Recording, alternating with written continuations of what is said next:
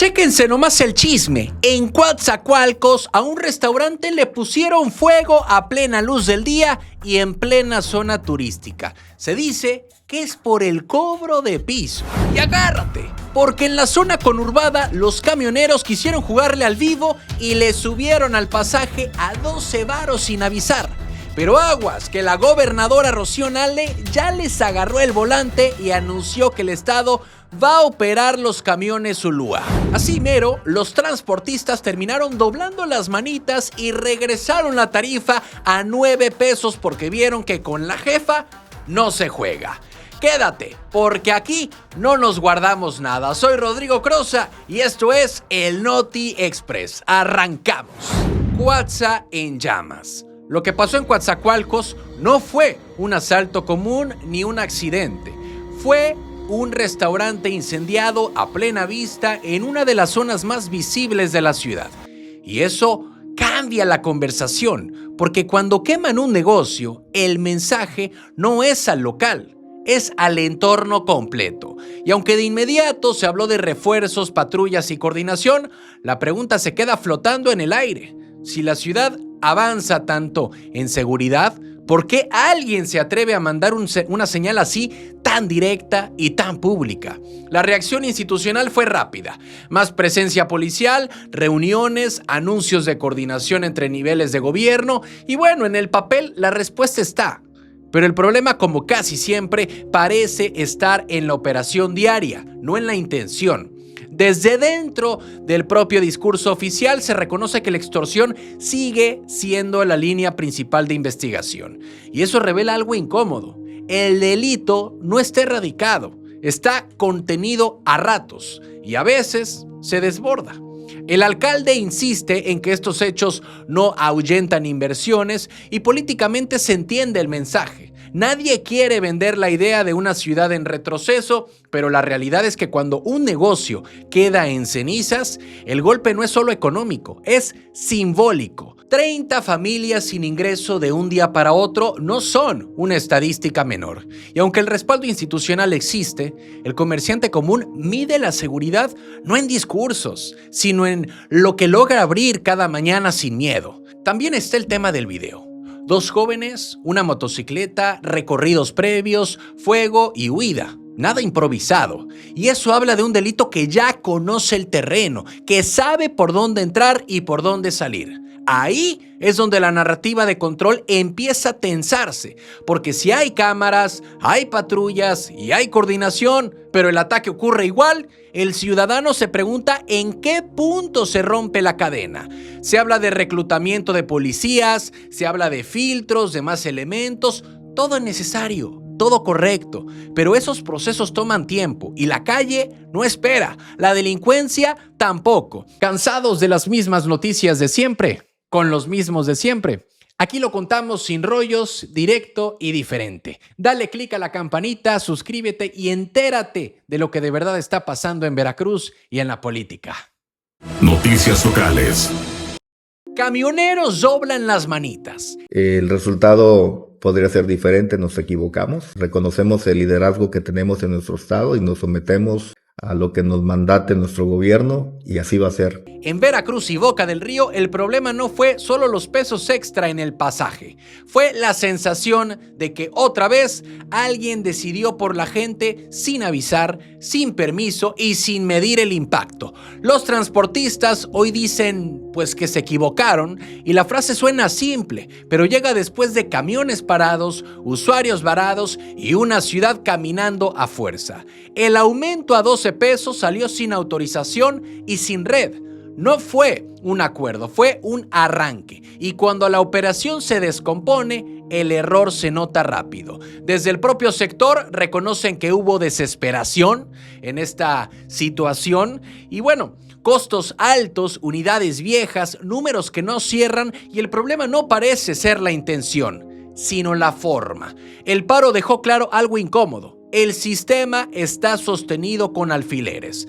Basta un desacuerdo para que el servicio se caiga y el ciudadano pague el desorden. Aquí la crítica no viene de afuera, sale del mismo movimiento transportista, que acepta que se brincaron el proceso y tensaron de más la liga. El gobierno respondió con lo que tenía a la mano, diálogo por un lado, pero operación por el otro, patrullas trasladando gente y requisas donde hubo resistencia. No fue un choque frontal, fue un jaloneo administrativo. Las ganas están, pero la maquinaria no responde con la rapidez que el problema exige. La tarifa regresa a 9 pesos, 7 para estudiantes y adultos mayores, y en el papel todo vuelve a la normalidad. En la calle, la pregunta sigue viva, porque los transportistas ya avisaron. Con estos costos, la modernización se frena, y sin modernización, el servicio se estanca. Hoy, el conflicto se apagó, pero no se resolvió. El error se aceptó, el paro se levantó y la ciudad volvió a moverse. Pero lo que queda en el aire es cuánto tiempo más puede aguantar un sistema así, con usuarios cansados, operadores presionados y decisiones que llegan siempre tarde. Noticias locales. Nale agarra el volante de los camiones. Pero esta coyuntura nos da para tomar una decisión, y los Zulúa, que vamos a estar trabajando a la par con los concesionarios que actualmente dan los servicios, pues también los Zulúa van a continuar, pero van a ser por parte del Estado. Veracruz amaneció con camiones parados y gente caminando, y lo que parecía un pleito por tarifas terminó abriendo algo más grande: el control del transporte. En la zona conurbada, el paro dejó claro que el problema no era solo el precio del pasaje, sino quién manda cuando el sistema se detiene. Y ahí entra el anuncio: los camiones Zulúa pasan a operar como concesión del Estado. Y no es menor, no es castigo, es una decisión que cambia el tablero y que de entrada deja varias preguntas flotando en el aire. La gobernadora Rocío Nale García lo dijo sin rodeos: los concesionarios regresaron las unidades y el Estado asumirá el servicio. No hubo jaloneo público, fue una salida práctica ante una ciudad inmovilizada. Y el mensaje es claro: las ganas están, pero la maquinaria privada no respondió. Y cuando el transporte se vuelve rehén de decisiones internas, el Estado entra para que la ciudad no se apague. Y aquí el punto no es la intención, sino la operación. El aumento de tarifas fue el detonante, pero el desgaste venía de antes. Usuarios cansados, conductores presionados, un modelo que ya no aguantaba otro ajuste sin explicar nada. Desde dentro del propio sector se reconoce que el error fue cómo se manejó la situación. No hubo lectura social y cuando eso pasa, el conflicto se normaliza hasta que estalla. El gobierno dice que los operadores actuales podrán quedarse ahora como trabajadores del Estado. No es un borrón y cuenta nueva, es un reacomodo. Y se mantiene la idea de las tarjetas recargables para sacar el efectivo de la ecuación. El ejemplo que se pone es la Ciudad de México. Allá el transporte estatal convive con concesiones. Acá la pregunta es si Veracruz tiene la estructura para hacerlo sin tropiezos. Mientras tanto, el servicio Lua incluso se ofrece gratuito si el paro sigue. Es contención, no solución definitiva. Las mesas con concesionarios siguen abiertas y el resto de las rutas observa con atención.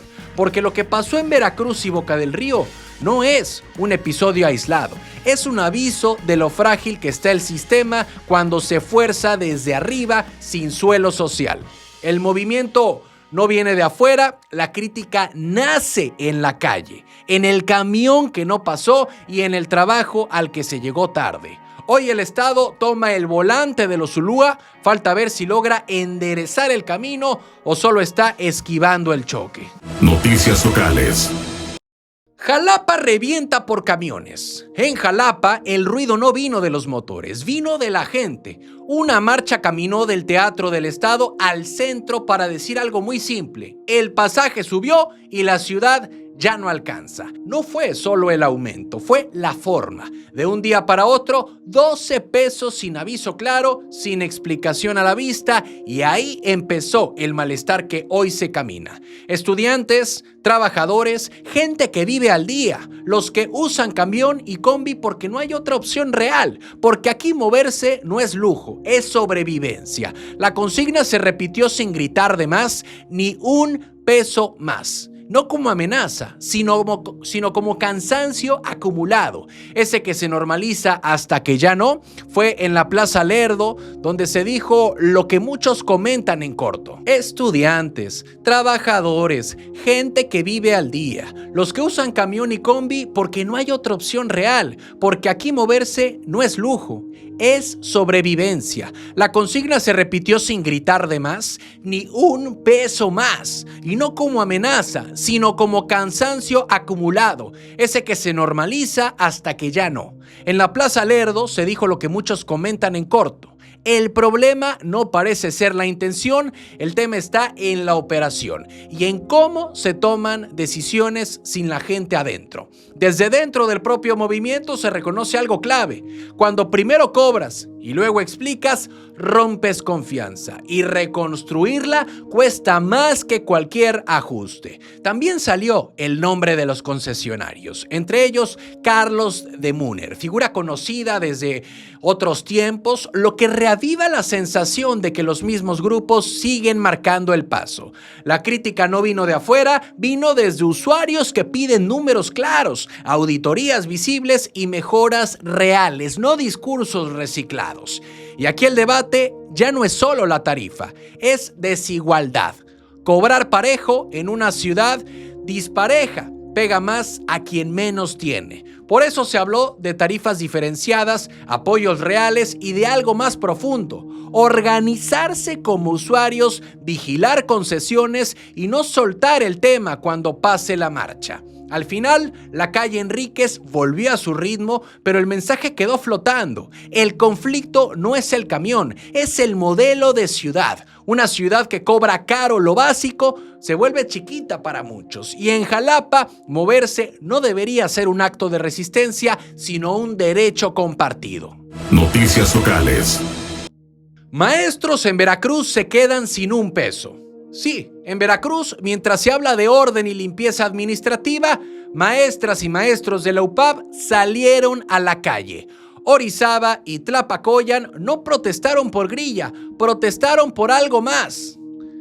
Meses sin cobrar por dar clases. El conflicto no es nuevo, pero ahora estalló distinto, porque ya no es solo un reclamo laboral, es una señal de desgaste. Docentes que aguantaron 1, 2, hasta 8 meses sin pago y estudiantes que ven cómo sus clases cambian de cara cada rato. Las manifestaciones fueron claras y visibles: cierre de vialidades, marchas con alumnos, pancartas sin rodeos. El mensaje fue directo: no se puede sostener una universidad con asesores solidarios trabajando a ciegas. Y aquí el problema no parece ser la intención del gobierno estatal. El discurso es de corrección y rescate. El tema está en la transición. La UPAV pasó de una administración autónoma a quedar bajo la SEP, y en ese proceso los pagos se quedaron atorados. Desde dentro del propio movimiento educativo se reconoce que había desorden,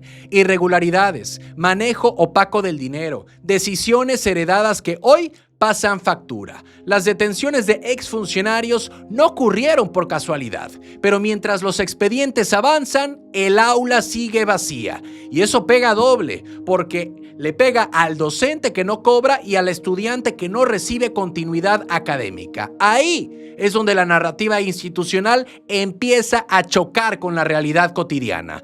La gobernadora ya dijo que se va a pagar, que el recurso fue localizado, que la UIF y finanzas detectaron el dinero y que el adeudo será cubierto. El mensaje político es de control y corrección. Sin embargo, en la calle la pregunta es otra: ¿cuándo? Porque prometer no da de comer y la paciencia tiene límite cuando el salario no llega y los trámites se acumulan. La UPAV está en un punto delicado, se quiso enderezar una institución con problemas reales, pero el ajuste cayó sobre quienes sostienen las clases. No por mala fe, sino por una maquinaria que se mueve lento. Las ganas están, pero la operación todavía no responde al ritmo del conflicto. Hoy, el reclamo docente no es contra una persona, es contra un vacío administrativo que dejó meses sin pagos y aulas inestables. Si el gobierno logra cumplir y ordenar, el tema se enfría. Si no, las marchas apenas están calentando motores.